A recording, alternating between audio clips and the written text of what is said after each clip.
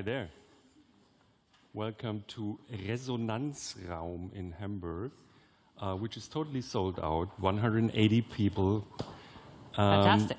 Which is surreal because it's in a World War II bunker, and which is quite interesting today. So please allow me to introduce our guest, who certainly needs no introduction. Chelsea Manning is an icon of the early 21st century, at least. She's one of the few whistleblowers, though she doesn't like the word, that to have received worldwide attention that came after leaking 750K mostly classified documents via WikiLeaks in 2010. The documents revealed US diplomatic cables along with Iraqi and Afghanistan war logs.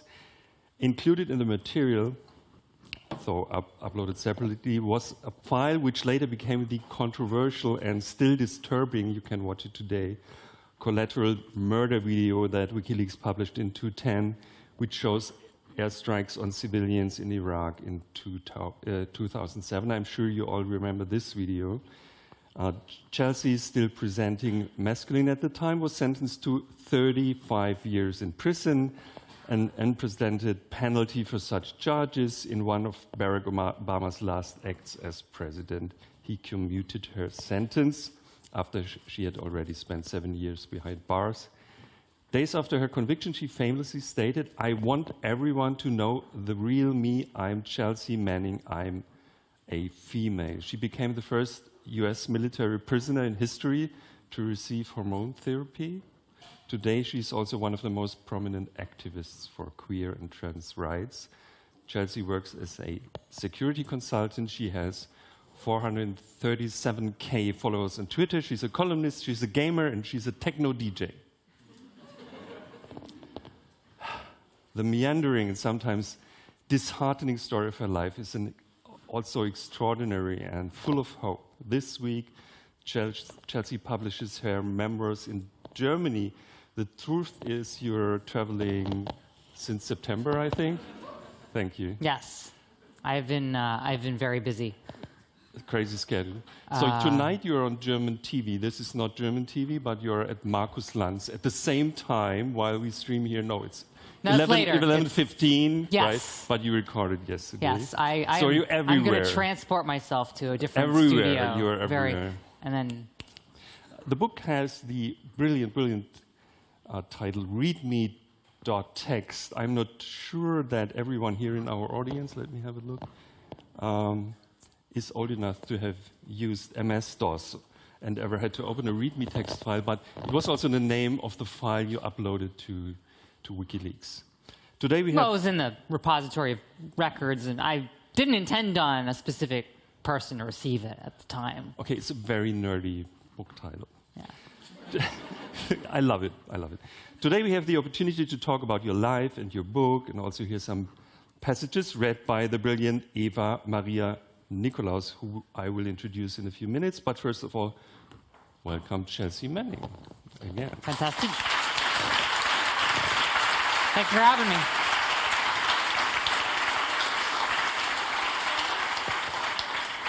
There's one secret information about you, and we totally freaked out when we heard that. So Chelsea definitely wants to have Mau am Kracher on stage.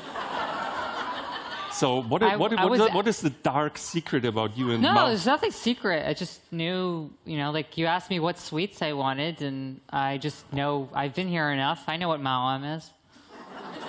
I like it. I don't know about that one, but... Yeah.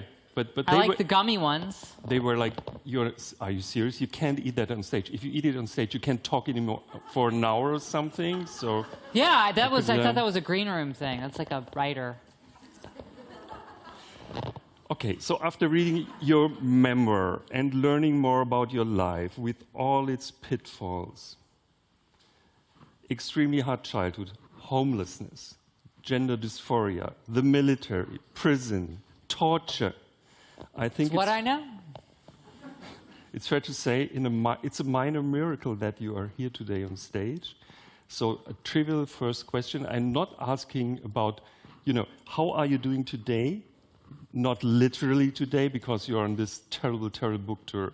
Yes. But today in the sense of if you're at home in New York, how are you today? It's actually hard to say. My current circumstances are I live in New York. My family lives in Maryland, so I do still travel quite often to Maryland, which it's like a 2.5 hour train ride. Basically my life is somewhat stable.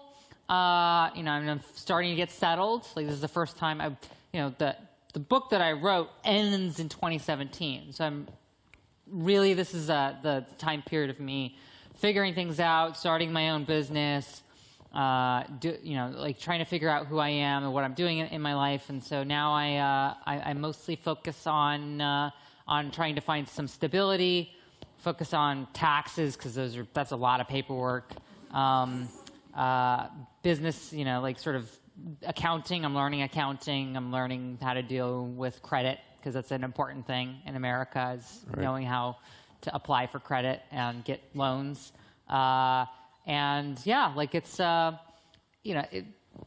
Pretty boring stuff, but stuff that I definitely was not familiar with from the last 15 years of my life. These are all very monotonous things, but they're very new things to me. I never had to pay rent before. Before because you were in jail mainly. Getting taxes done, that was done by the military, so I had nothing to do with that. So. Yeah. Okay. So, if there's one question I ask myself after reading all that stuff about you, how did you find the strength to do what you did in your life and also when being a whistleblower and activist? It's a good question. I don't even think of it as strength. I just take whatever is in front of me. I take whatever situation or whatever dilemma, whatever obstacle, whatever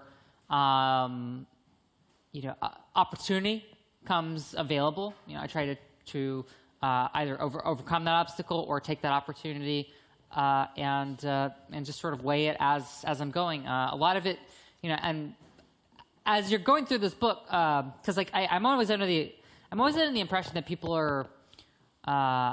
people's impression of my life story is viewed through this very narrow snapshot of time, in which a number of different events transpired, but it was actually it moved so quickly in my brain, or at least in my memory, and it feels like that. It seems like that people are under the impression that this is some grand plan, but it's it's just a meandering of different events and situations and places that I'm just trying to navigate. Whether it's being houseless, whether it's various stages of being in the military, whether it's being in prison and going through solitary confinement or anything like that. It's mostly just been me just trying to figure out how to navigate the next 6 hours that are in front of me. I assume that most of the people in this room didn't read this yet because it just gets onto the market if you didn't read the English version. So can you please tell us a little bit about your early life? So how did you grow up? Sure. I grew up in Oklahoma, which is a small, small city. Or I grew up in Creston, Oklahoma, which is a small city outside of Oklahoma City in central Oklahoma. Up until I was about 11 years old. Both my parents were, they liked to drink. Yeah. Let's put it that way. My mother liked to drink vodka. My father liked to drink just the cheapest, most awful beer that you could possibly imagine. Right. It was like Coors or something like that. It was like some very budget beer, within the United States. So it's nothing compared to German beer. Obviously. Yes, obviously. So obviously they were heavy drinkers, but my mother was the far worst of the drinking. But my father's response to alcohol was often abusive and violent. And so he was very... as I was young, because I didn't know. I just thought I'm a bad kid. My dad's beating me, right? I didn't know that this was He once tried to abusive shoot at you with a gun, right? He missed. So did he really pull the trigger on you? he pulled the trigger, but I don't think I think it wasn't loaded. It's not the only time in Oklahoma that I got shot at. I mean, my neighbors shot at me whenever I trespassed. Yeah, it's just a thing in the U.S. I mean, the Americans and guns. It's a complicated story. So, but what was the root? Especially your mother seemed to have real difficulties to get along.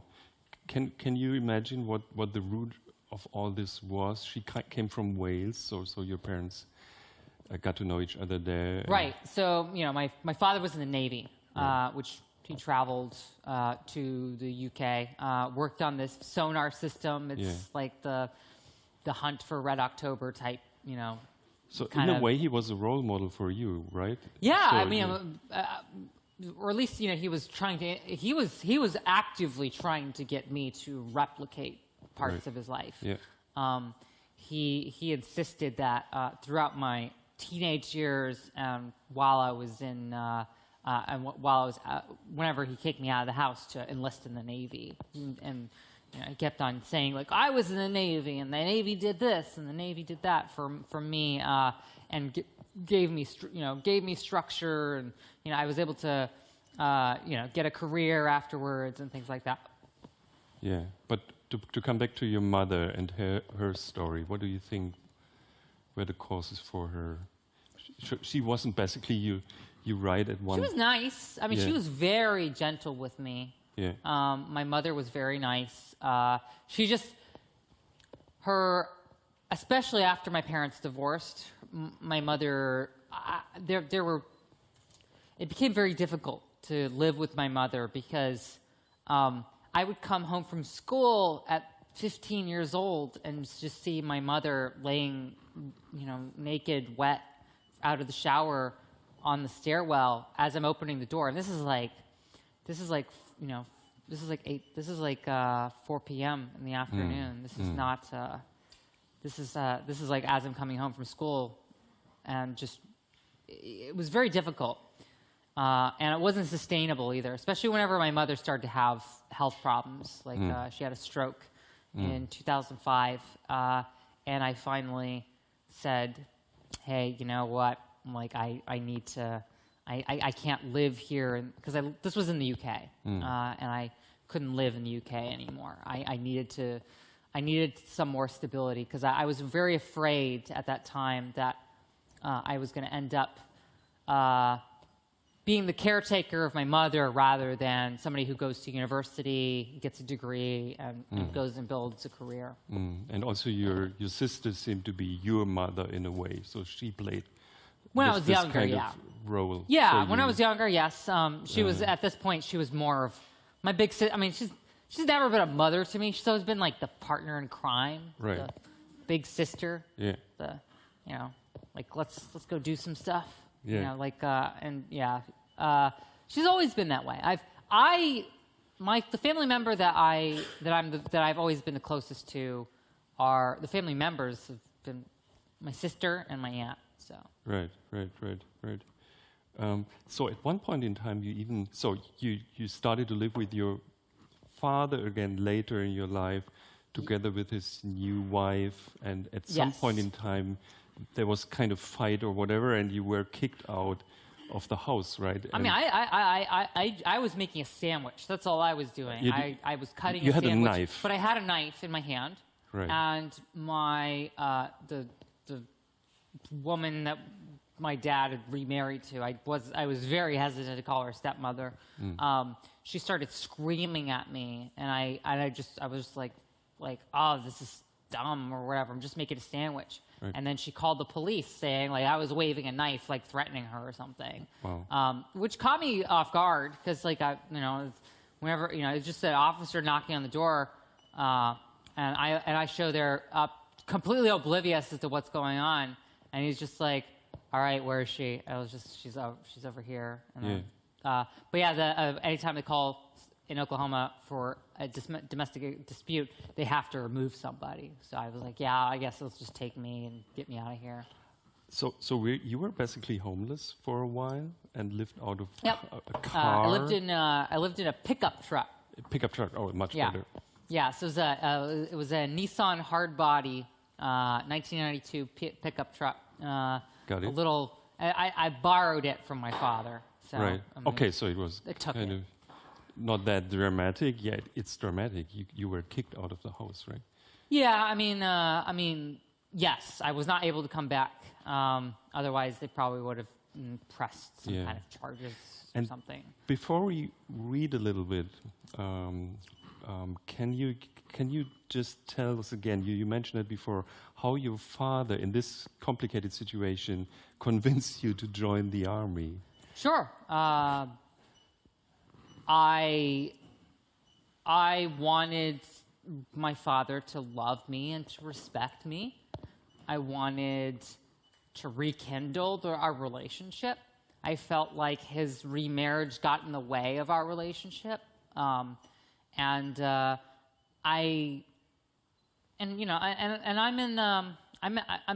figure out what I'm doing in my life. I'm trying to figure out like who I am, what I need to do in my life, where I need to go, and as a queer person, as a trans person, like access to care was almost impossible at this stage. I didn't know how to get a therapist. I didn't know how to afford it because it cost a lot of money, and there wasn't a health insurance thing. I didn't have very good health insurance. I mean, I eventually got health insurance through Starbucks as a barista. Oh, okay. And so I was working as a barista, which had the most erratic hours you could possibly imagine. I worked at a clothing store as an inventory manager, so I went into the back and just sort of sorted the inventory of clothes. And so I actually, weirdly enough, became like a database manager because I just happened to know how to do database stuff and work and repair barcode guns. And then I was trying to go to university at the same time, and it was like I was studying physics, and it required an enormous amount of studying time. That was all where I was working, and so I was struggling to balance this thing between taking full-time courses, being able to pay tuition, with making enough money to be able to pay tuition, and then have a big question mark over whether or not I would have health insurance or anything like that. So I was really in this predicament where I was being ground, even at the age of 19, into the ground. Like I was like just grinding down as a human being, trying to survive, and I was wondering where do I go? Like at this point, I'm just exhausted, and then the war is like going on. Yeah. So the war in Iraq was the major topic of conversation. I wasn't necessarily political, but I was very aware of current events, and my family talked about it. It was like a dinner table conversation. And so the Iraq War and the troop surge, and because this wasn't the invasion time frame, that like I was not paying attention at all really back then. Right. But by the time the troop surge had happened, this was a conversation that basically came up every day, and there were recruitment ads, and so this whole combination of different factors drove me to talk to my father again, and his suggestion, his advice was, hey, you should enlist in the Navy. And me being a rebellious teenager that I still was, I was like, you know what, like, I guess I'll join the Marine Corps. And so I went over to the Marine Corps recruiting center, and I showed up there and knocked on the door, and nobody was there. It was completely empty that day. It was their day off. But the Army was across the hall. So it was like the Marine Corps like cardboard like image of it, and then there was the Army one, and it was like right next door, and it was literally like 2 doors. And then so I just opened the other door, and then there were three Army recruiters, and they all just looked at me like I was fresh meat or something. And I was like, do you have any brochures? And they're like, come sit. That's how that happened. It was really difficult for you to at the end, to go through military training. I mean, no, I would say no more difficult than maybe, you know, like I was physically not ready. Yeah. That was all that was. So I had some kind of nerve injury, probably due to muscle atrophy from doing too many exercises. Okay. Because I from the time whenever I went into the recruiting office to the time that I was in basic training was about 3 days. Wow. Okay. Yeah. Okay. So yeah, it was just too fast for my body, and I didn't have any preparation time because they were so desperate for people. They were like sign the line, and literally, the way the medical process worked, I showed up to the recruitment office, got taken to the medical exam, the medical person, and filled out the paperwork on the way there. Went to the MEPS, which is like the medical examination place. I got rejected, had to go get a skin biopsy for a mole. Then I got taken back after that was done. They put a little makeup over the thing, filled out the paperwork. By this time, it was time for them to close up for the day. So then they put me up in a hotel. Had me in a hotel overnight, and they just like sort of drilled me on all the sort of questions that I'd be asked and everything, and we went through the paperwork and everything. And then I went back to Starbucks the next day, got a bunch of references that I am who I am and I exist. Then I went and had a chat with my aunt over dinner at a diner, and then I went over to back to the recruiters. We got the medical paperwork finalized, and then I went over back.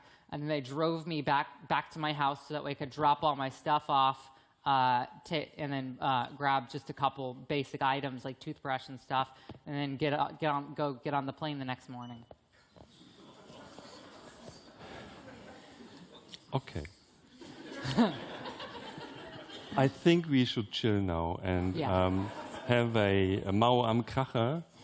While we hear parts of your book. I mean, that's the whole book. Like, that's my story, yeah, right? Thank you. It's like Ziggy. Okay, so it's folks, literally a logistical it's like everything is like that. Like, my entire life is just me like zigzagging across the world doing stuff, and me just kind of, before I can even think about what's going on, I'm just sort of living it and experiencing it and making decisions. Allow me to introduce Eva Maria Nikolaus, who also needs no introduction. She's a member of the ensemble of the Deutsches Schauspielhaus Theater in Hamburg. And since she will unfortunately be reading in German, because this is a German book. My German it's a German book. My German is not great, I will admit. We can just have some Mauams. And I will switch languages for just a moment. So.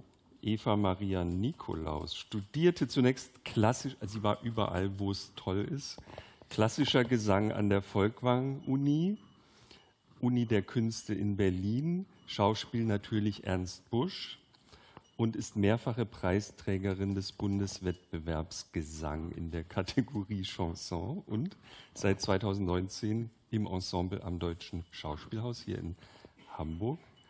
Und es ist uns eine Freude und Ehre. Willkommen auf der Bühne. Ah, hier. Hi.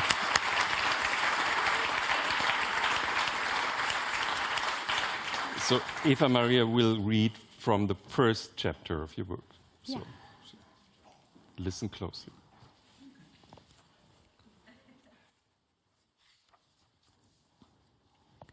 Barnes & Noble, Maryland, 8. Februar 2010. Das kostenlose Internet in der Filiale der Buchhandelskette Barnes & Noble ist ziemlich langsam. Insbesondere, wenn man ein verschlüsseltes Netzwerk nutzt, mit einem ständigen Wechsel zwischen Netzknoten auf der ganzen Welt, um den eigenen Standort zu verschleiern und seine Anonymität sicherzustellen. Aber damit musste ich klarkommen. Ich hatte mir vorgenommen, fast 500.000 Berichte zu Vorfällen sowie Protokolle zu bedeutenden Aktivitäten, sogenannte Significant Activity Logs, SIG-Acts, hochzuladen, die ich auf einer Speicherkarte aus Bagdad mitgebracht hatte. Es waren sämtliche Berichte, die die US Army über Vorfälle im Irak und in Afghanistan archiviert hatte. Zu jedem Ereignis, das ein Soldat für wichtig genug erachtet hatte, um es aufzuzeichnen und zu melden. Es waren Schilderungen zu Kampfhandlungen mit feindlichen Streitkräften oder zu Sprengstoffexplosionen. Sie enthielten Todeszahlen und Koordinaten, sowie nüchterne Kurzdarstellungen zu unübersichtlichen gewalttätigen Auseinandersetzungen. Zusammen ergaben sie ein pointillistisches Bild von endlosen Kriegen. Der Balken der Anzeige fürs Hochladen wuchs nur langsam. Aber dies war meine einzige Möglichkeit. Denn über den Mittelatlantikstaaten tobte ein Schneesturm. Teilweise war der Strom ausgefallen und ich hatte ein Ticket für einen Flug in 12 Stunden. Die Dokumente hatte ich in meiner Kamera nach Amerika eingeschmuggelt, als Daten auf der SD-Karte. Bei der Zollabwicklung der Navy waren sie glatt durchgegangen. Um sie außer Landes zu bringen, hatte ich sie zunächst auf DVDs gebrannt, beschriftet mit Titeln wie Taylor Swift, Katy Perry, Lady Gaga oder Mannings Mix. Niemand hatte sich um sie gekümmert. Nachdem ich ihren Inhalt auf die Speicherkarte überspielt hatte, zertrümmerte ich mit meinen Stiefeln die DVDs auf dem Kies vor den Wohncontainern und verbrannte die Bruchstücke mit dem übrigen Müll in unserer Feuertonne. Auf einem Stuhl im Café der Buchhandlung sitzend, trank ich einen 3-fachen Espresso und kam allmählich runter, hörte elektronische Musik, Massive Attack und The Prodigy, während ich das weitere Hochladen abwartete. Die 7 Datenblöcke brauchten jeweils zwischen 30 Minuten und 1 Stunde. Wegen einer Zeitüberschreitung aufgrund des langsamen Internets musste ich mehrfach von vorn beginnen. Ich machte mir Sorgen, ob ich das gesamte Datenvolumen bis 22 Uhr noch verschickt bekäme, bevor Barnes & Noble schließen würde. Falls nicht, dachte ich, dann eben nicht. Dann wäre es vorbei. Dann hätte es nicht sein sollen. Ich würde die Speicherkarte in die Mülltonne werfen und es kein zweites Mal versuchen. Aber am Ende erfüllte das WLAN seine Aufgabe. Um 21:30 Uhr war die letzte Datei hochgeladen. Es war kein Augenblick der Begeisterung. Ich war todmüde und musste am nächsten Tag um 4:30 Uhr zum Flughafen fahren, zum Antritt einer mehrtägigen Reise, die zurück in den Irak führte. Ich verließ die Buchhandlung. Weil mein Gepäck schon im Mietwagen auf dem Parkplatz verstaut war, legte ich mich einfach auf dem Rücksitz schlafen, trotz der Eiseskälte. Ich gab das Auto zurück und stieg in die Metro, die mich in den seltsam menschenleeren Stunden vor Morgengrauen zum Washingtoner Ronald Reagan Airport brachte. Ich überlegte mir nicht, welcher Gefahr ich mich aussetzte. Ich versuchte nur, jeden Tag zu überleben. Innerlich Distanz wahren konnte ich gut. Ich kämpfte mit meiner Geschlechtsidentität und arbeitete in einer Armee, in der es Leuten wie mir offiziell verboten war, sich im Dienst offen zu sich selbst zu bekennen. Als ich Ende Januar 2010 im nördlichen Virginia gelandet war, war ich körperlich und seelisch am Ende gewesen. Ich hatte mich auf den kurzen Urlaub gefreut, auf eine Auszeit vom Irak und auf eine Auszeit vom Irak und der Arbeit und auf Dylan, nicht sein richtiger Name, meinen damaligen Freund, der am College in Boston studierte. Als ich ihn besuchte, war ich keine 4 Monate im Ausland gewesen. Aber er war durch das Sozialleben am College vereinnahmt und zeigte sich mir gegenüber in meinen wenigen Tagen bei ihm emotional distanziert. Er wollte über nichts sprechen, was eine gemeinsame Zukunft betraf. Ich befürchtete, dass unsere Beziehung zu Ende sein könnte und kehrte nach Maryland zu meiner Tante zurück. Ich nahm die Washington Metro nach Virginia, zum Tysons Corner Center. Ich war schon zahlreiche Male dort gewesen, womit man eben seine Zeit totschlägt, wenn man in der Vorstadt wohnt. Man fährt zur Mall. Diesmal machte ich in der Metro allerdings ein Selfie von mir mit blonder Perücke. Eines, das später zu meinem Leidwesen auf der ganzen Welt ausgestrahlt werden sollte. Ich trieb mich zum Shoppen im Einkaufszentrum herum. Bei Burlington Coat Factory besorgte ich mir einen rosa Mantel, bei Sephora Make-up. Weil ich nach legerer Businesskleidung suchte, ging ich zu Nordstrom und zu Bloomingdale's. Den Verkäuferinnen erzählte ich, die Klamotten seien für meine Freundin, sie habe ungefähr meine Größe. Nach einem Fastfood-Lunch fuhr ich zurück nach Hause, zog meine neuen Kleider an und setzte mir die langhaarige blonde Perücke auf. Als Frau gekleidet bummelte ich den Rest des Tages durch Cafés und Buchläden.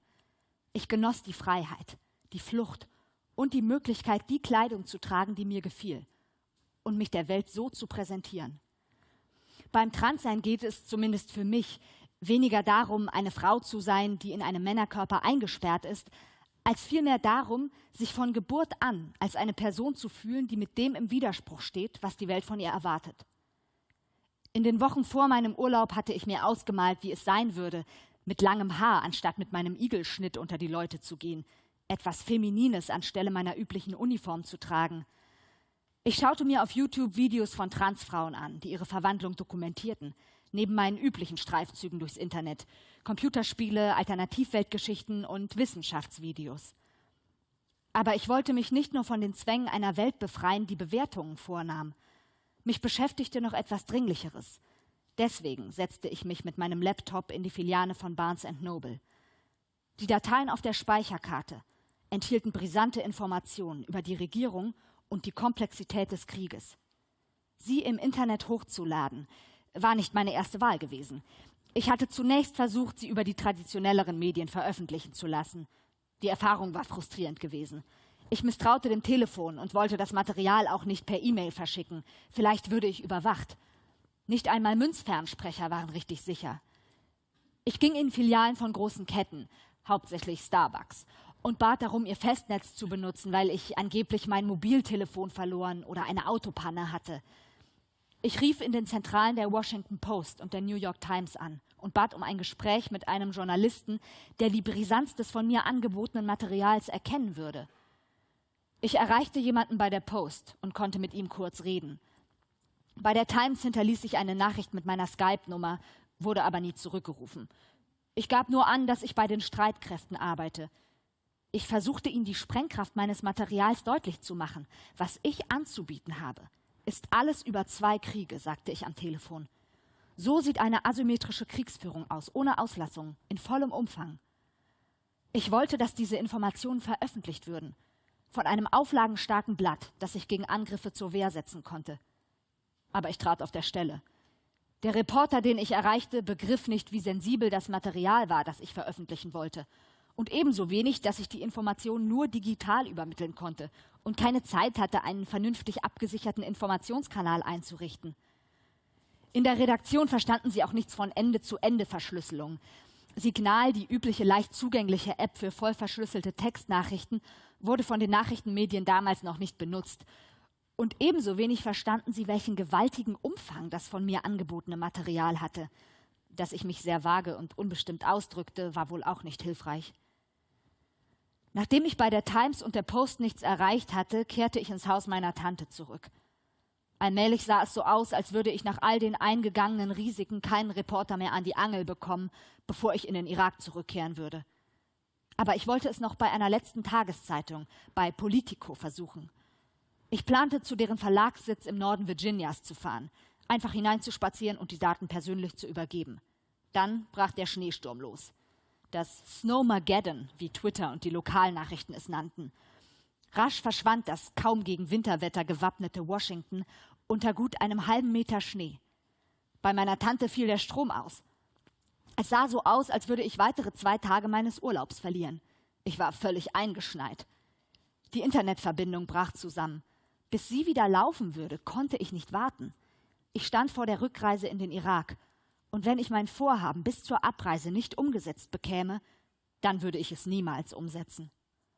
Weil ich im Haus keine Schaufel fand, musste ich mich am Morgen meines letzten Urlaubstags mit bloßen Händen, wenn auch mit Handschuhen, durch die Schneemassen kämpfen.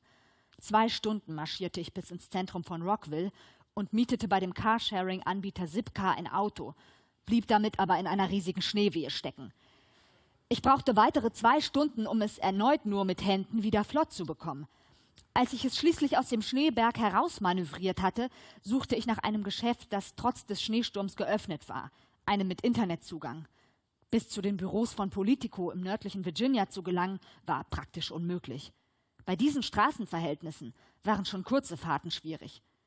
Also setzte ich auf diese letzte Option.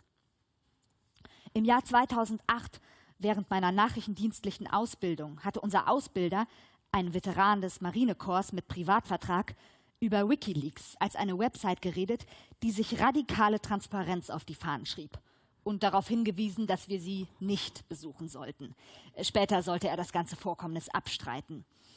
Ich teilte zwar das Anliegen von WikiLeaks, sich für Transparenz einzusetzen, war aber der Meinung, dass die Reichweite dieser Seite für die Zwecke, die ich verfolgen wollte, zu begrenzt war. Den meisten Menschen war die Plattform WikiLeaks damals noch kein Begriff. Ich befürchtete, die Informationen, die sie veröffentlichte, würden nicht ernst genommen. Da ich bei den traditionellen Printmedien aber gescheitert war, sah ich in WikiLeaks nun meine einzige Möglichkeit. Die Veröffentlichung dieser Informationen sollte ja einzig darauf abzielen, die Amerikaner auf das aufmerksam zu machen, was wir im Irak und in Afghanistan anrichteten. In einem Post an einen der Chatrooms, für den ich angemeldet war, teilte ich mit, dass ich Informationen über die wahren Kosten der Kriege im Irak und Afghanistan besäße und dass sie mit der Weltöffentlichkeit geteilt werden müssten. Als Antwort postete jemand einen Link zu WikiLeaks Upload-Formular im Netz. Die Website war meine letzte Chance, die Daten zu veröffentlichen. Aber mit nur noch einem halben Tag Urlaub hieß das jetzt oder nie. Ich fühlte mich völlig allein, war aber optimistisch, dass es zum Nutzen der Gesellschaft sei, sofern die Informationen nur die verdiente Aufmerksamkeit bekämen. Ich versuchte es bei einigen Starbucks-Cafés in der Gegend, hatte aber kein Glück. Am Ende, gegen 14 Uhr, fuhr ich bei Barnes & Noble vorbei, weil ich wusste, dass die Filialen kostenloses WLAN anboten. Ich setzte mich hin, zog meinen Laptop heraus und öffnete einen anonymen Browser. Aufgrund dessen, was mir passiert ist, weiß inzwischen jeder, dass die Regierung einen zu vernichten versucht, jeden erdenklichen Vorwurf für eine Anklage zusammenzimmert, wenn man die Wahrheit über ihre Handlungsweisen ans Licht bringt. Als Nuts and Sluts werden WhistleblowerInnen in den Kreisen der Mächtigen gerne dargestellt, als durchgedreht, besoffen und irgendwie abartig. Doch was ich damals tat, hatte zuvor noch niemand getan, sodass auch niemand die Konsequenzen kannte. Daniel Ellsberg, der während des Vietnamkriegs die Pentagon Papers veröffentlicht hatte, blieb eine Haftstrafe erspart, weil das Weiße Haus unter Nixon illegal Beweismittel gegen ihn beschafft hatte, mit einem angeordneten Einbruch in die Praxis seines Psychiaters, um nach diskreditierendem Material zu suchen.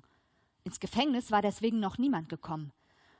Ellsberg war mir damals noch kein Begriff, aber ich hatte von Thomas Drake gehört, einem Whistleblower bei der NSA, der unter Anklage nach dem Espionage Act stand. Ihm drohten 35 Jahre Haft, aber kurz vor Vertragsbeginn schloss er einen Deal und kam mit einer Bewährungsstrafe und gemeinnütziger Arbeit davon. Natürlich machte ich mir Gedanken über mögliche Konsequenzen. Bei einer Entdeckung würde ich in Untersuchungshaft kommen, aber ich rechnete damit, dass ich höchstens aus dem Dienst entlassen oder meine Sicherheitsfreigabe verlieren würde. Meine Arbeit war mir wichtig. Meinen Job zu verlieren war eine erschreckende Aussicht. Vor Eintritt in die Army war ich obdachlos gewesen. Aber ich dachte, wenn ich vor ein Kriegsgericht käme, würde damit nur die Glaubwürdigkeit der Regierung erschüttert. Zu keinem Zeitpunkt rechnete ich damit, mein ganzes Leben im Gefängnis zu verbringen oder mit Schlimmerem.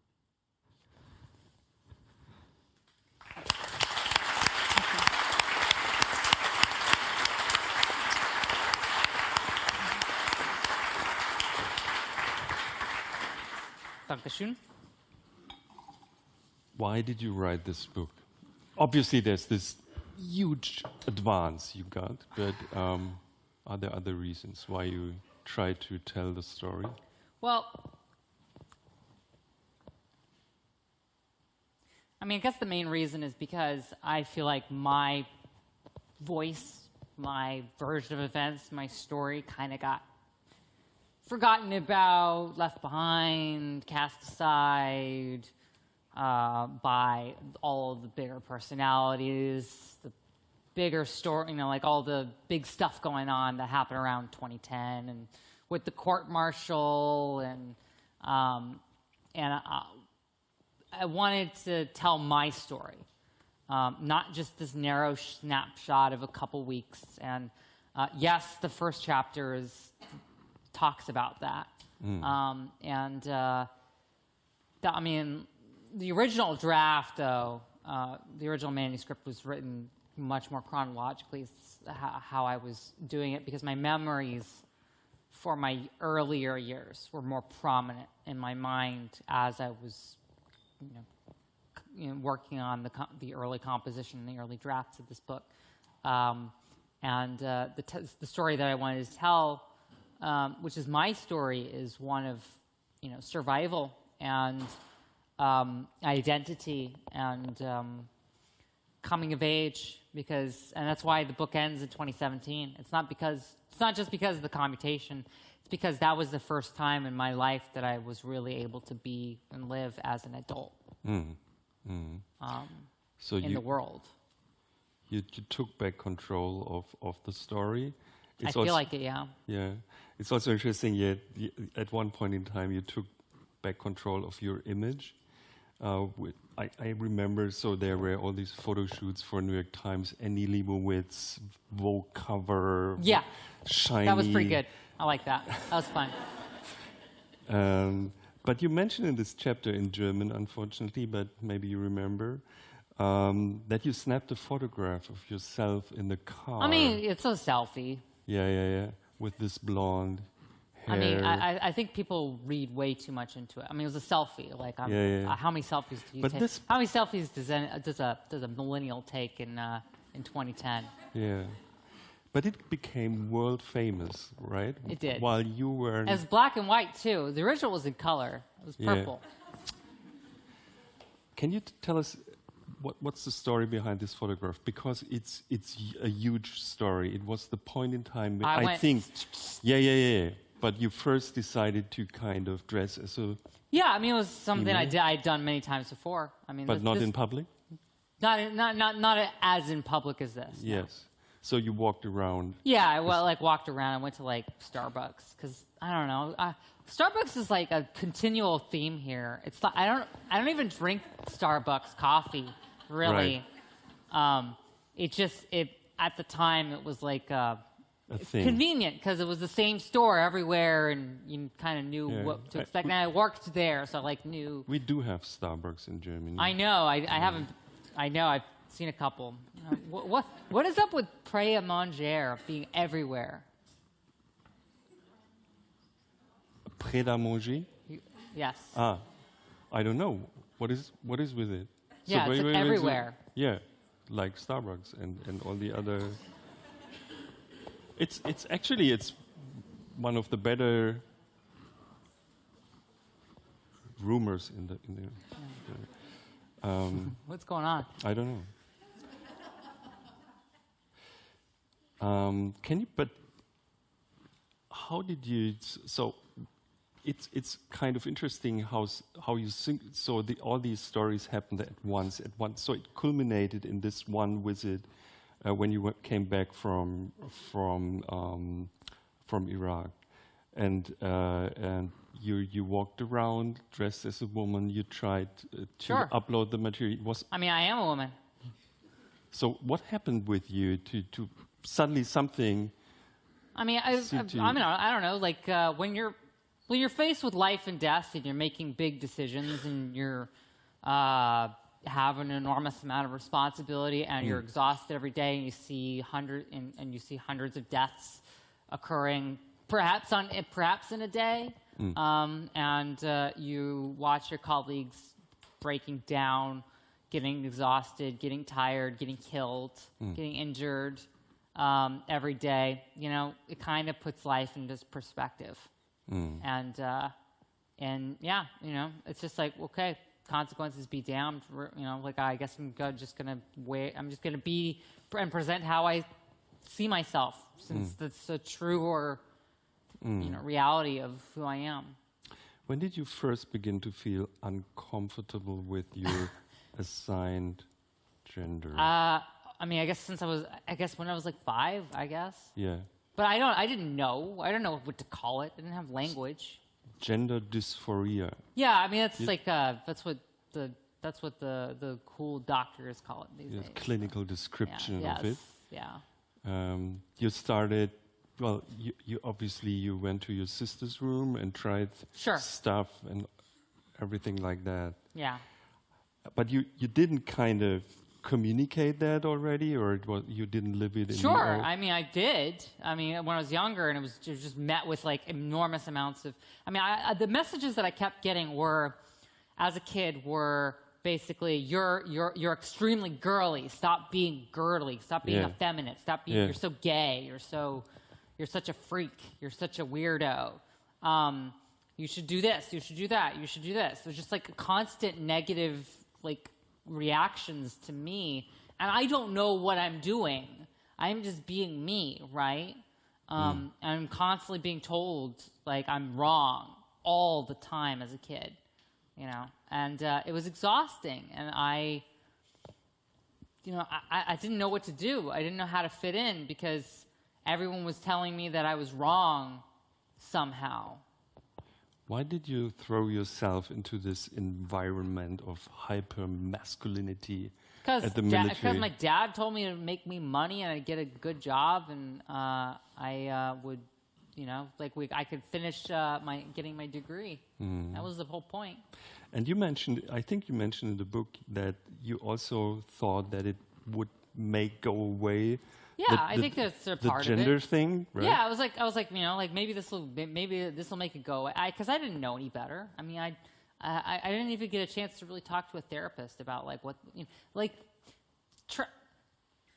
the existence of trans people to trans people is a relatively new thing. Like, we didn't even really know that we were a thing until until we started talking to each other over the internet. Right. The trans community is a very recent. Has had a very recent sort of realization that, oh yes, we have a community. We know we know that these options are available. Whereas I think it was much less widely available, to know that that basically oh yeah, you can actually just solve this problem. And then it's done, and then you live your life. At a later point in time, so it was a crazy situation because after you went to jail, so you kind of were outed, and then you decided to, as far as I remember, to communicate that you will be a woman in the future.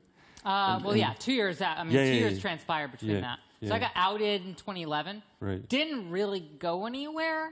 Nobody really paid attention to it. Yeah. Then I can't. So I decided to come out after my court-martial. So right. after the court, after the lawyers, because it was a very scripted affair. The court-martial was a very. There were very few surprises. I mean, we knew what the witness testimony was going to be. We knew what evidence was going to be presented. We knew what evidence was going to be brought before there. Closed and open sessions. So the court-martial process was very much an expected affair. So this was finally whenever I had some control. Right. And so I came out as trans, and I was like, hey, I'm Chelsea, right?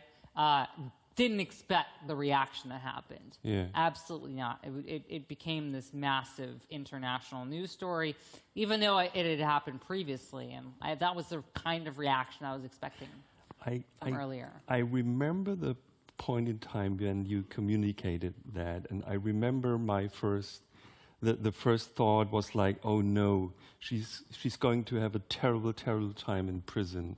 I mean, but it wasn't like that. The terrible time had already happened. Yeah, exactly. But if you go to prison as a trans person, but you have friendly things to say about going to prison as a trans person in the closet is far worse. Yeah. But how was it to be there? So you mentioned, for example, the barber trimming your eyebrows like a woman and things like that. So trimmed them. I don't necessarily think that. I mean, you can get your eyebrows trimmed if you want. Yeah. It's not really like a woman. It's just groomed in a certain way. Okay, you describe it as acts of kindness in prison, and Sure. I didn't expect that. I mean, yeah. Look, it's like this. When you're in prison, that's your home, right? This is where you are especially if you have a long sentence, for a very long period of time. And then you're around other people, I guess, people that you don't necessarily want around, family, right. the sort of equivalent of family members. And you're in there, and you have to get along with each other. And then there are these people that come in and they mess everything up every few hours, right? They come in every day, they don't live there. They go off and they come in and they be a nuisance, and they just sort of come in and uninvited and just mess up your home. That's how we felt, Yeah. So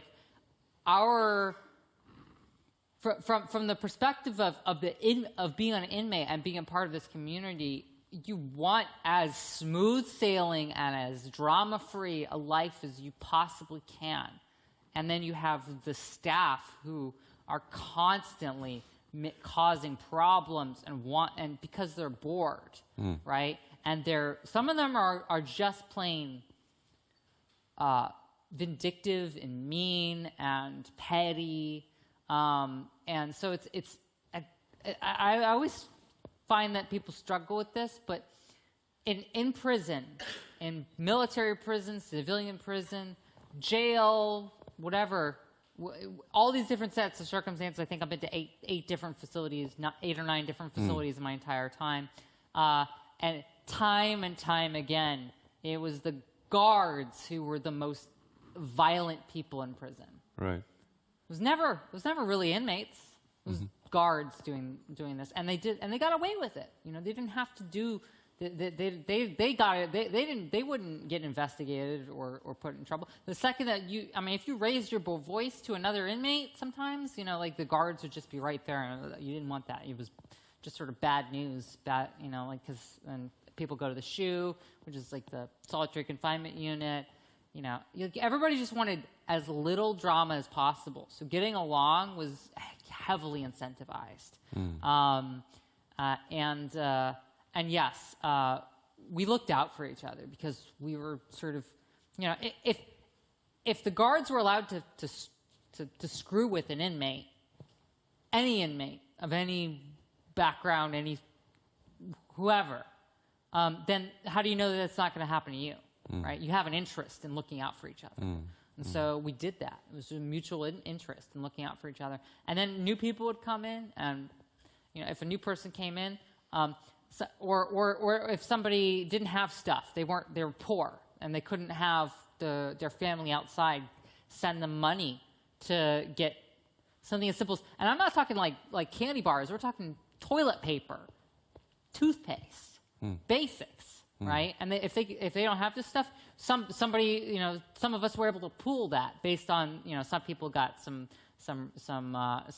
people had jobs, some people had sort of rations or things, and some people managed to just sort of obtain this stuff somehow, acquire like toothpaste and toilet paper, and yeah, so like this is how we looked out for each other. We had like a little community, a little way of making our lives as livable as possible, and anything that could improve the quality of life of inmates was in our interests to pursue.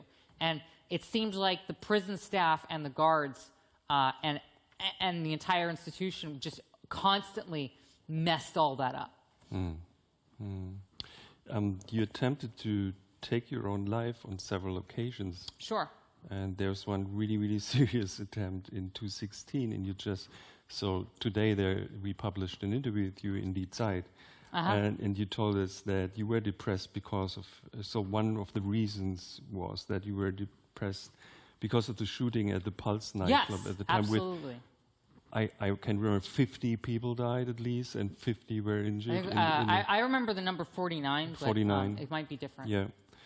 So how do you feel about these recurring attacks against the LGBT community these days? Information's still coming in. So, but yeah, like I'm very worried. I'm very alarmed, and it's not just for the queer community. I'm very worried about the United States, and I'm now that we're sort of getting more forward-looking, I can start to talk about how the U.S. is a tinderbox right now. I know that whenever I'm in Europe, people talk about like sort of political disputes and things like that. Like like the U.S. the U.S. is in a very precarious domestic political situation. It is a tinderbox. It is very unstable. It does. Looking at it as a former intelligence analyst, my job to sort of know this stuff. If I was looking at the indicators of the if I was looking at the indicators of the United States as any other country, in comparison to any other country, I would be like there are red flags for a higher risk of some kind of civil conflict or mass or sort of a very high frequency of mass casualty events happening in an organized manner specifically. So it's not just stochastic. It's things that sort of happen randomly, but like an organized organized political violence is very, very likely in the United States, and I can feel it. You can feel it every single day, and it just seems to be getting worse and worse. And I'm very alarmed at this sort of existence. And I think that the queer and trans community are actually more prepared for that because we have this experience dealing with this. But I think that it's going to be impacting a much larger swath of the American population over the next few years. And, something akin to, say, the years of lead in Italy. What's your perspective on the midterms, by the way? The political and electoral process is kind of boring at this point. Just kind of it almost feels like it doesn't matter whether or not the more liberal party wins or the more conservative party wins, or the extreme far right party really at this point wins, because the extreme far right seems to dominate everything. It doesn't matter if they win; they seem to just steamroll over everything. They control everything. They control the debate. It's just we're trending increasingly in this direction, and then the centrist liberal part, the centrist center left or center right party in the U.S. just doesn't do anything. It just sort of treads water, or and I don't know how sustainable that is. I don't know how sustainable the liberal democratic system is whenever only one side participates in the liberal democratic process, and then nothing that people are so disaffected in the U.S. because there's no safety net. There's no guarantee for health care. There is no guarantee for housing. Nobody knows if you're going to have a job the next day because the economy is going all over the place.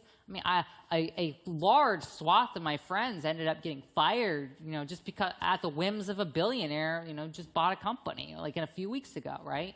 So it's an alarming time to be in the U.S. because you don't know what's going to happen next, and there's a lot of instability, and people are worried and people are afraid, and nothing seems to be getting, there seems to be no attempt to actually improve things, and every time there's a crisis or a disaster, it's just like, oh, well, that's terrible. Well, do something about it, right? By the way, what if Twitter just disappears? Where would you go? It's social media.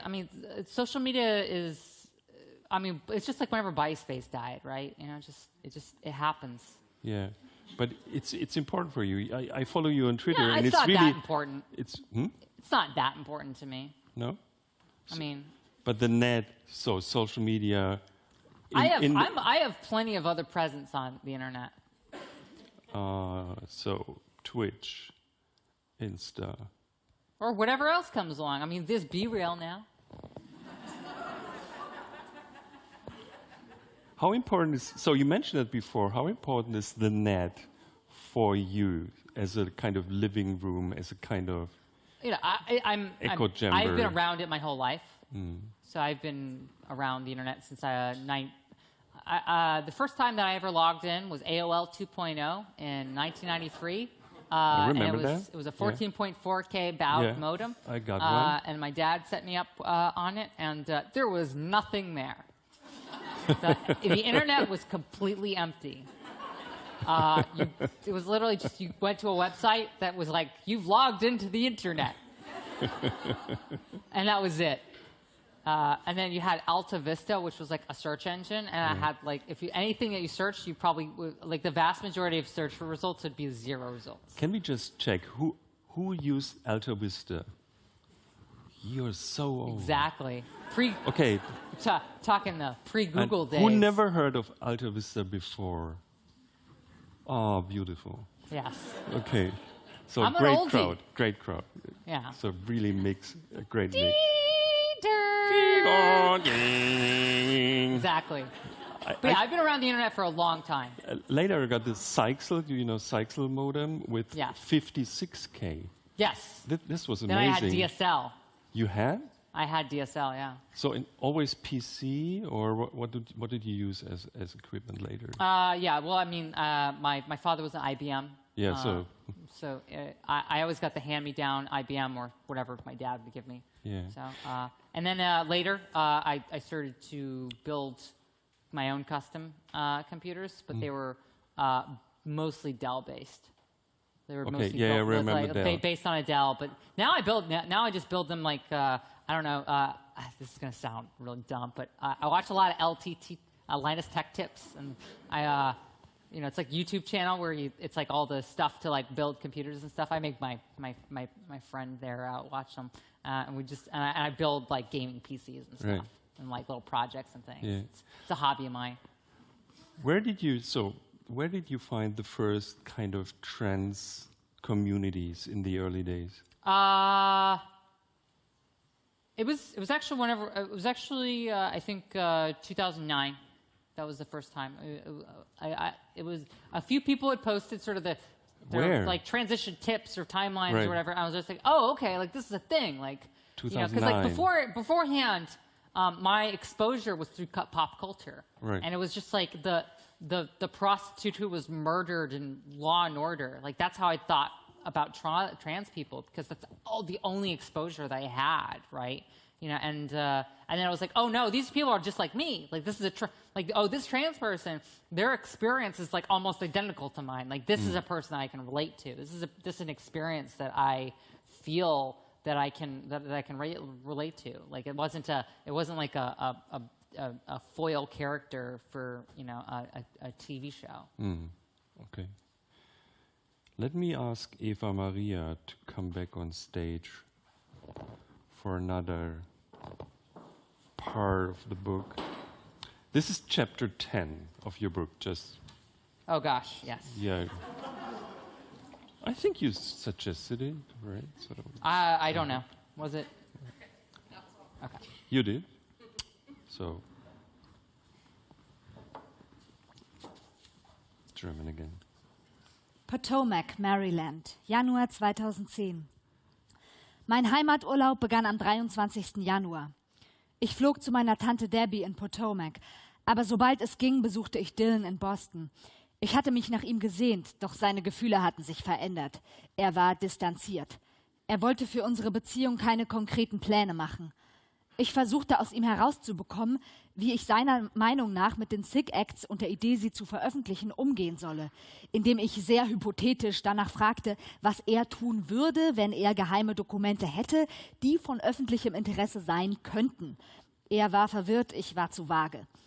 Als ich ihm mehr Informationen geben wollte, stellte er zu viele Fragen. Manches durfte ich ihm nicht sagen. Ich bekam es mit der Angst zu tun und ließ das Thema fallen. Nach ein paar unbefriedigenden Tagen mit ihm in Boston kehrte ich zu meiner Tante zurück. Ich war einsamer denn je und wusste nicht, was ich nun tun sollte. Doch nach jenem Schneesturm, meinem Besuch bei Barnes & Noble und dem langen Rückflug in den Irak am 11. Februar, verspürte ich endlich eine gewisse Erleichterung. Allein das Hochladen der SIG-Acts, Monate vor der Veröffentlichung, vermittelte mir das Gefühl, etwas getan, mein Gewissen ein wenig erleichtert zu haben. Ich spürte eine Verpflichtung gegenüber meinen Mitmenschen, der Welt verständlich zu machen, was sich im Irak und in Afghanistan tagtäglich abspielte und wie hoch die Zahl der Todesopfer tatsächlich war.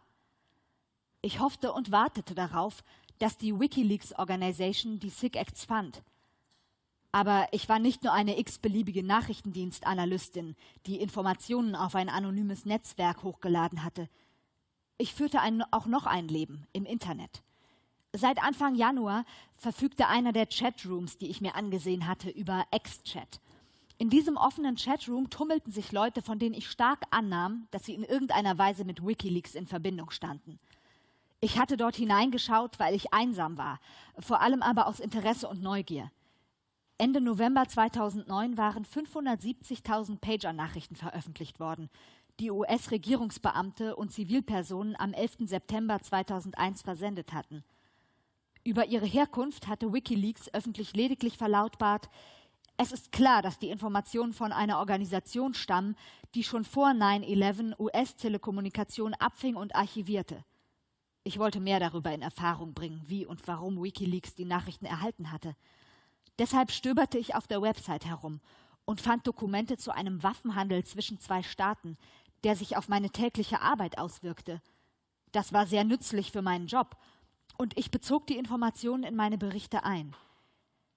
Die Gruppe wirkte auf mich damals wie ein echtes Kollektiv, eher ein loser Zusammenschluss als eine formelle Gruppierung.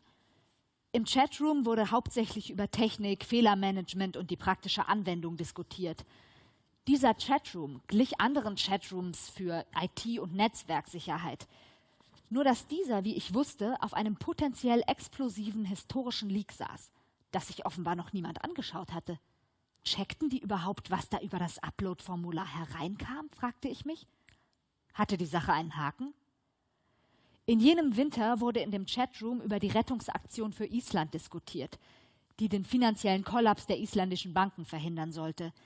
Damals schien WikiLeaks von Island aus zu operieren, einem der am stärksten von der Finanzkrise betroffenen Länder der Welt. Die Regierung hatte ein kompliziertes Rettungspaket für die Banken ausgehandelt und damit den Zorn der Bevölkerung auf sich gezogen. Großbritannien hatte mit Hilfe seiner Antiterrorgesetze sogar das Vermögen isländischer Banken eingefroren, um britische Gläubiger vor Zahlungsausfällen zu schützen.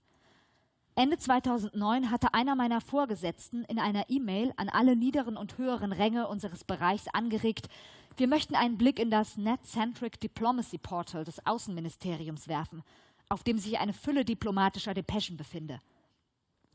Er meinte, die darin enthaltenen Informationen könnten für unsere Analysen nützlich sein. Ich las sämtliche Depeschen, die sich auf den Irak bezogen, und stöberte anschließend im Rest der Datenbank herum, die vollgepackt war mit faszinierenden Infos. Angeregt von den Chatroom-Diskussionen über die Bankenrettung in Island, durchsuchte ich das Portal des Außenministeriums nach Depeschen, die damit in Zusammenhang stehen könnten. Und am Valentinstag wurde ich fündig. Ich stieß auf 10 Reykjavik 13. Aus dem nur 2 Seiten langen Dokument ging hervor, dass sich Island von Großbritannien und den Niederlanden, einem weiteren Gläubiger, schikaniert fühlte und die USA um Hilfe bat.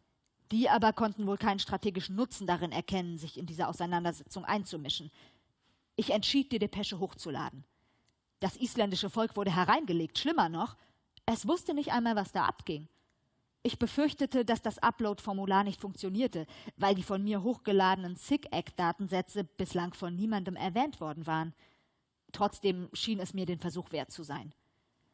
Ich kopierte die Depesche auf meinen Privatcomputer und lud sie hoch. Diesmal handelte es sich um eine Textdatei, die unmittelbar gelesen werden konnte. Wenige Stunden später wurde sie veröffentlicht. Mein Versuchsballon bewies, dass WikiLeaks auch die SIG-Acts bekommen hatte. Es war ein befriedigendes Gefühl, als die Veröffentlichung der Depesche umgehend Schlagzeilen machte. Aber sie war nicht die wichtigste Datei, die ich in jenem Monat hochlud. Am 21. Februar reichte ich Filmmaterial ein, das als Collateral Murder Video bekannt wurde. Unscharfe Luftaufnahmen aus dem Juli 2007 vom Angriff 2 Apache-Hubschrauber, der gründlich misslungen war. Er zeigte den Tod von unschuldigen irakischen Zivilisten und Reuters-Journalisten in einem Vorort von Neubagdad. Ich hatte das Video erstmals im Dezember gesehen. Ein Kollege hatte es in unserem Netzlaufwerk gefunden, wo es in ein Verzeichnis der Justizbehörde der US Army abgelegt worden war.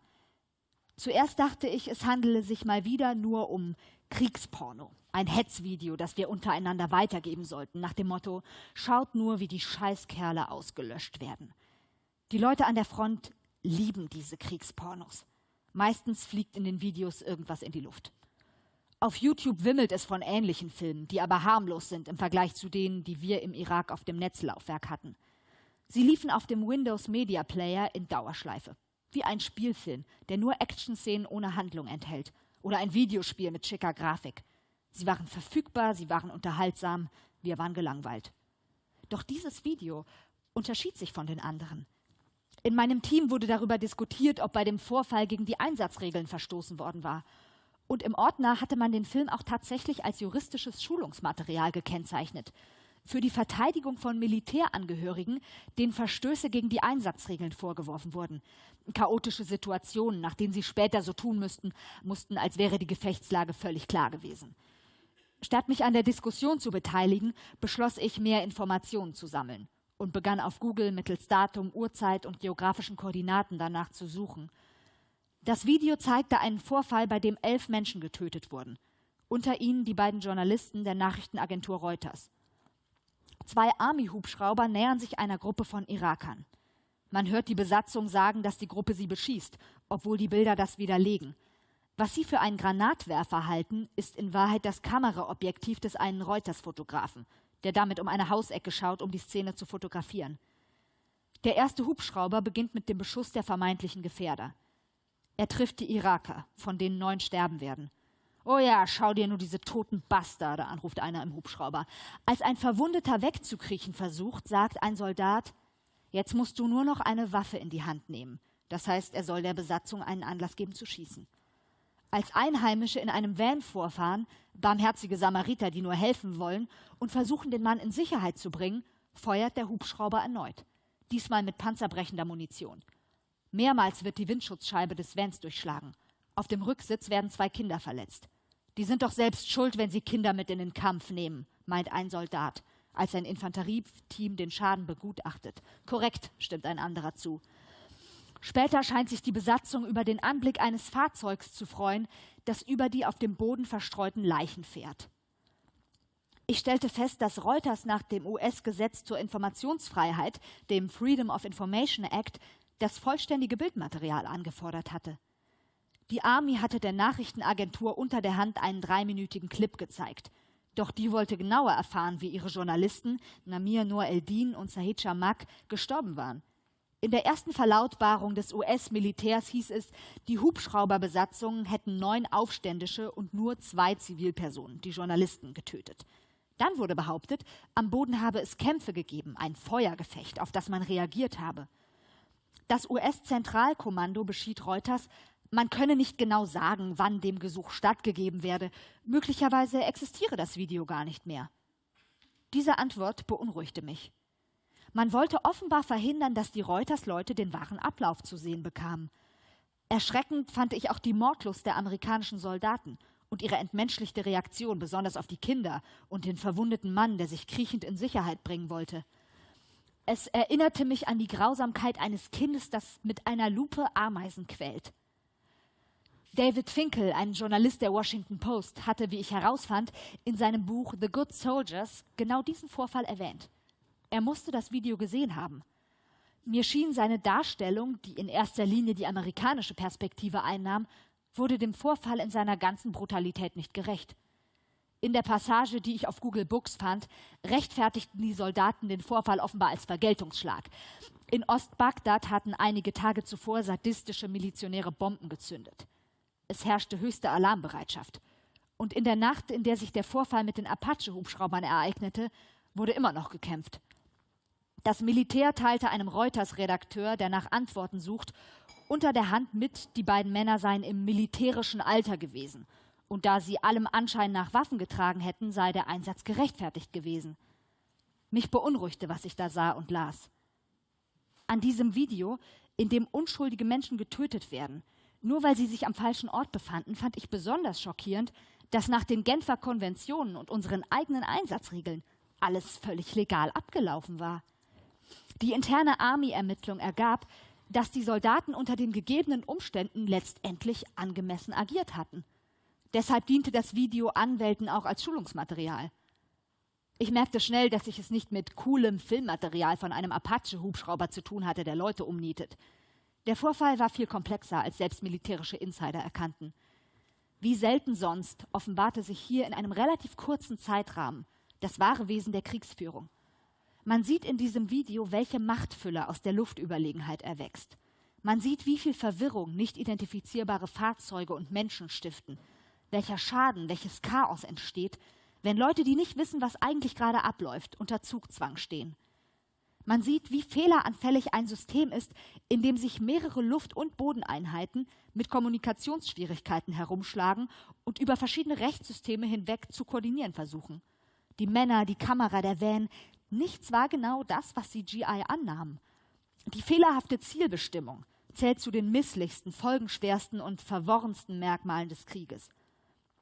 Aber wenn ein Krieg der US-Öffentlichkeit präsentiert wird, sieht er aus wie ein perfektes Produkt, bereinigt und redigiert, bearbeitet durch eingebettete Reporter, die sich ihrerseits mit ihrem komplizierten Verhältnis zum Militär herumschlagen. Oder er taucht als Eilmeldung bei CNN auf, vereinfacht und verkürzt auf eine leicht verdauliche Zeile. In diesem Kriegsmärchen gibt es nur chirurgisch präzise Angriffe. Trucks, in denen immer nur Bösewichte sitzen, weil in dieser Fantasieversion die Bösewichte leicht zu erkennen sind, werden von einem Marschflugkörper sauber in die Luft gesprengt. Das Filmmaterial von dem Vorfall mit den Apache-Hubschraubern zeigte genau das, was mir den Schlaf raubte. Die finstere Seite des ganzen Projekts. Es enthielt sämtliche Elemente der komplexen, asymmetrischen Kriegsführung, auf die ich mit den SIG-Acts-Leaks aufmerksam machen wollte. Ich verfolgte keine übergeordnete ideologische Agenda, dafür aber ein klares Ziel. Ich wollte Zweifel säen an der nachträglich passend gemachten, bereinigten Version des Krieges, die sich in den USA wie ein Lauffeuer verbreitete. Dort galt es grundsätzlich als illoyal, dieses eindeutige Narrativ in Frage zu stellen. Bei dem Video von dem Apache-Vorfall, das ich hochlud, handelte es sich um das 38 Minuten lange unbearbeitete Filmmaterial. Wie ich später im New Yorker las, entbrannte zwischen Assange und anderen WikiLeaks-Freiwilligen eine heiße Diskussion darüber, was man mit dem Material anstellen solle. Diese Debatte und die Aufgabe, das Video in die Öffentlichkeit zu bringen, trug erheblich dazu bei, dass sich WikiLeaks von einer losen Gruppierung zu einer richtigen Organisation entwickelte. Das Video setzte das Kollektiv unter Stress und offenbarte oder schuf verschiedene Lager. Einige, unter ihnen Assange, wollten eher Furore machen, als eine komplexe Situation mit all ihren Feinheiten darzustellen. Damals war die isländische Parlamentsabgeordnete Birgitta Jonsdottir mit WikiLeaks verbandelt. Später kappte sie ihre Verbindung zur Gruppe wegen Zweifeln an Assange. Im Chatroom schlug jemand vor, ich vermute, dass sie es war, wusste es aber nicht mit Sicherheit, das Video in einen Nachrichtenbeitrag einzubetten. Eine Woche nach der Veröffentlichung des Videos sollten Journalisten des öffentlich-rechtlichen Rundfunks von Island nach Bagdad reisen.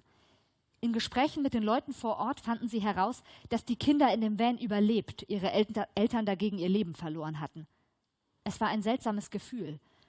Da ich mich sowohl in den Kanälen meines Arbeitsplatzes als auch in den Chatrooms bewegte, wusste ich, dass es sich bei dem isländischen Fernsehteam, von dessen Ankunft in Bagdad ich aus dem offiziellen Bericht des Presseoffiziers erfuhr, um dasselbe Team handelte, von dem ich im Chatroom gelesen hatte. Und noch seltsamer war, dass ich genau wusste, warum sie sich im Irak aufhielten. Danke.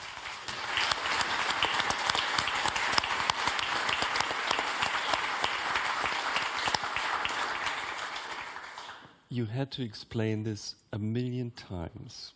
Can you explain it again, please? How did you become a radical transparency activist, being an analyst some months before? It was a short time span when you kind of snapped, right? How did that happen? There's no snap, you know, just No? you know, it's a grind. It's a, you know, I came in as a peppy, naive, eager analyst who wanted a deployment under their belt, and this gradually turned into, you know, something darker. That's how my experience was. I had been warned by my colleagues in training and coming into in the pre-deployment phase, you know, where we're getting ready to go to originally Afghanistan. That changed halfway through, quite suddenly, to Iraq. So we switched from we were preparing to go to Afghanistan back and then going into Iraq. The people who had deployed 1, 2, sometimes 3 previous year-long deployments at this point, because we had been occupying Iraq and Afghanistan for quite some time. Basically, we're just sort of like, you don't know what you're getting yourself into. You don't understand what this is. And they were right. I didn't, you know, I didn't have that context. I didn't have that information. And I feel like now people do. You got this year-long training before, or long training before, right? Sure, but didn't prepare me. It didn't prepare you? You never saw stuff like yeah, I was literally told throw all that out. You know, as soon as I was deployed, they're like, take anything that you've learned and completely unlearn it. Yeah. And can you explain? That's the schoolhouse mentality. That was the way it was described. Yeah. What's the ethics behind, sorry for the word, whistleblowing? What did you think about, the damage you would do to people maybe? I mean, we were doing damage every day. I mean, my job was to kill people. And we did it. I mean, it was I had a targeting list. I had targeting packets. There were bodies coming. It was a meat grinder. It was a combat zone. I mean, every decision that I was making as an analyst was a potential life and death decision. A lot of this stuff, people ask me does this stuff weigh on you? And it's like, yeah, sure. Like a lot of decisions that I made in my job every day weigh on me every day of my life. I talk about in the book the decision that I made. Or not even the decision that I made. I was told go take a lunch break because you can't. So I left my workstation, and then CJ SOTF, which is the Combined Joint Special Operations Unit, basically the tier just below SEAL Team, your famous SEAL Team 6, came in and did an operation against one of our targets and one of the people that I was tracking, and they had old information that I had updated and that we had available, but I was away. I had to go. I was making a sandwich, at the dining facility about a quarter mile away because I was told basically you need to take a break. You need to step away for a minute. And I come back and they're in the middle of a mission and they're blowing away an entire building that there was a family there. There was pets and stuff, and they killed a bunch of innocent people because they thought it was a target. It was a location where a target was. Wrong address. It was a wrong address, but they fought back because they're just there are people coming in, right? So it's not uncommon for people in Iraq at this time to defend their home or whatever. But yeah, so it was the terminology in the military parlance at the time was a dry hole. It was you either got a sort of a touchdown or it was just sports language is a big thing in the military. It was this was a dry hole. It weighs on me because there's so many the deaths that were caused because I went to the dining facility. And, every single decision that I was making every single day was a potential life and death one. Did you, in a way, create modern whistleblowing? So did you, in a way, create WikiLeaks, which wasn't a thing before you uploaded your material? It was there. But it could have been it could have been anyone. I mean, it's just...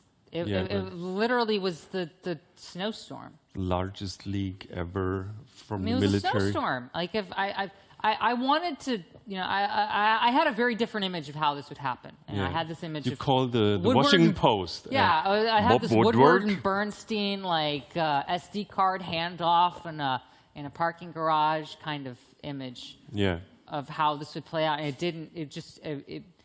Again, my entire life is like this. It's just me making decisions in my day-to-day life that have larger repercussions, but they're not split second, but they're made under pressure and with a clock going down. That's how my life has been thus far.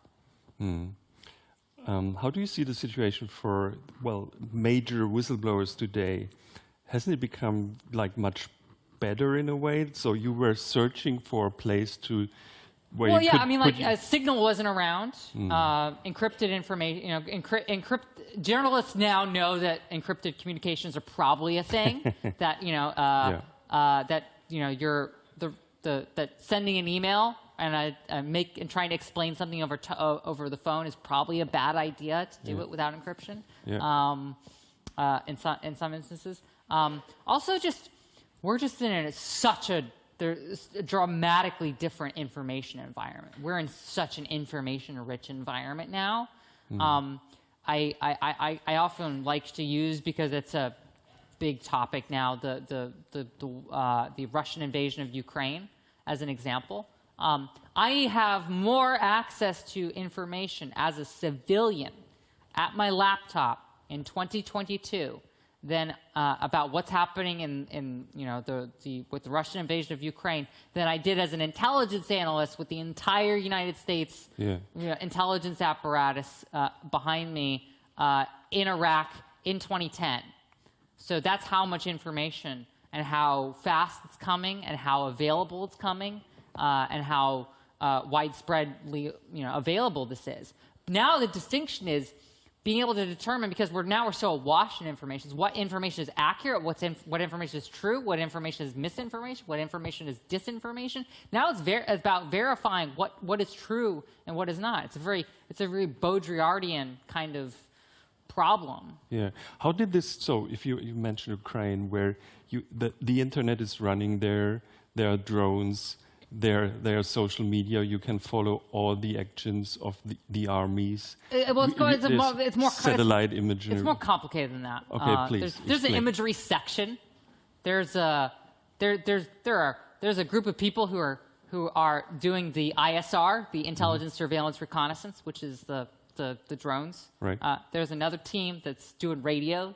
There's another. There's a whole. It's a big thing. It's a whole military operation, so it's not like there were 3 giant screens and they were changing constantly in the tactical operations center. We were annexed to it, so we were a separate area, and then that was split into 2 areas. So this is a large. I mean, while our shop is small, our brigade combat team had a whole headquarters there, and there were 6 battalions underneath us. Mm-hmm. But if you follow the Ukraine war, how did wars change due to the net from your point of view? The information just is now. It's snap.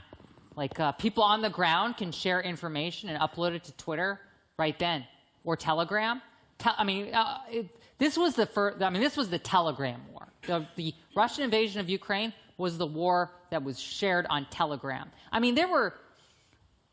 They were soldiers, Ukrainian soldiers and militia people were sharing information and and communicating with each other over Telegram rather than over what we would have considered radio, like our radio communications equipment. So because it was faster, it was more efficient, it was easier, and it was an emergency. It was an emergency type situation whenever the initial invasion came.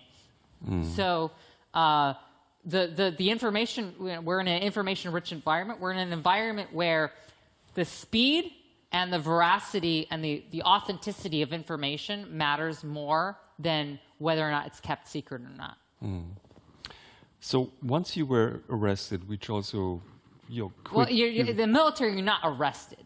Oh, you're sorry. ordered into confinement. Thanks. So a military officer comes over and says, "Hi, I order you into confinement." And you're like, "Yes, yes, sir. Yes, sir. Yeah. Yes, sir." Once you were arrested, you were essentially taken straight to hell, right? Basically, at one point in time, you lived in a cage in a tent. They put me in a 8x8 cage thing. I call it a tiger cage. Because it was like the kind of thing for animals, but there was a bed, so it was human, I was in this thing, and I don't remember a whole lot because it was really hot. It was inside of a tent.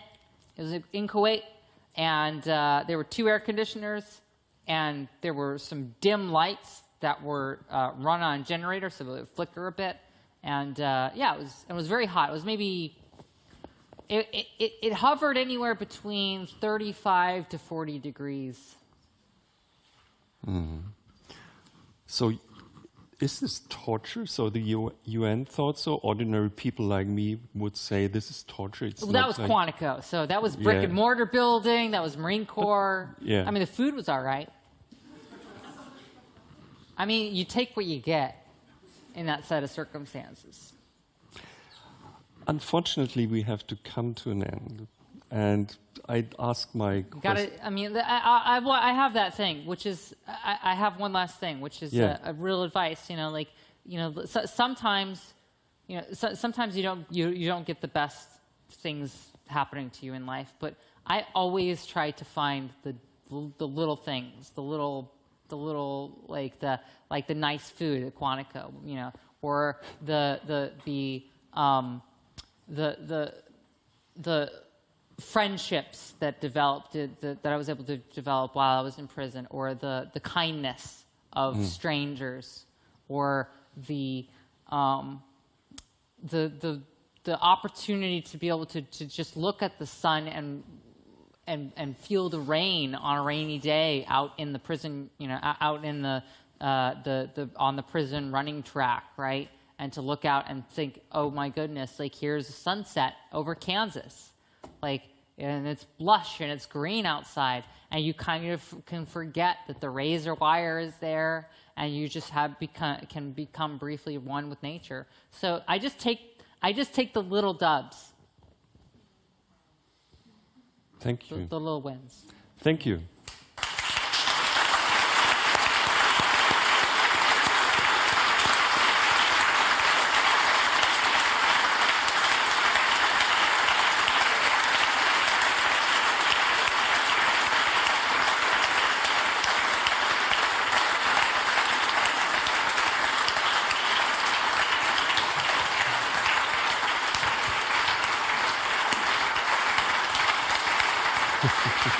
Dankeschön. Dankeschön. Dankeschön.